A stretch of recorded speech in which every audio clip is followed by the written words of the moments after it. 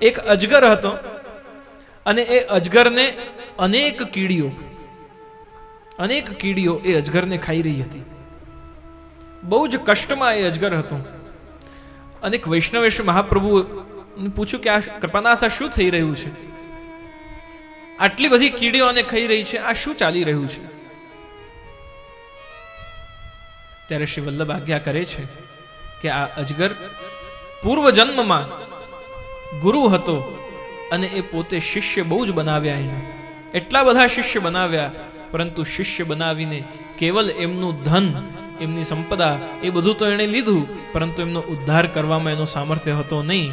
એક પણ જીવનું ઉદ્ધાર ન થયું, એક પણ જીવનું કલ્યાણ ન થયું, એકને પણ મોક્ષ ન મળ્યું. અને આજે એ જ બધા જીવ આ કીડી બન્યા છે અને એ ગુરુ અજગર બન્યો છે. પોતાને જે શરણાગતિ લીધી હતી શિષ્યોએ એ સફળ થઈ નહીં, તો ગુરુના કષ્ટના કારણે આજે એ શિષ્યો બની એ ગુરુની સાથે પ્રતિશોધ એનું માંસ ભક્ષણ કરીને અને આ શિષ્યો બધા પ્રતિશોધ લઈ રહ્યા છે.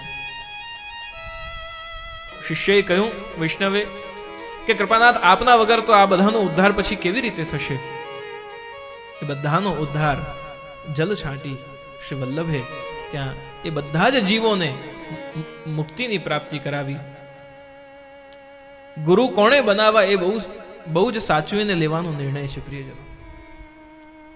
ગુરુ એને બનાવવા કે જે ઉદ્ધાર કરવામાં સામર્થ્યવાન હોય, કેવલ વાતો સારી હોય, વિચાર સારા હોય, દસકો ચાલતો હોય, કોઈ સંપ્રદાય પરંપરા ન હોય, કોઈ મૂળ એની ધારા ન હોય, મૂળ કોઈ એનો મંત્ર પરંપરા ન હોય, મૂળ એની દીક્ષા પરંપરા ન હોય, મૂળ એના આરાધ્ય ન હોય.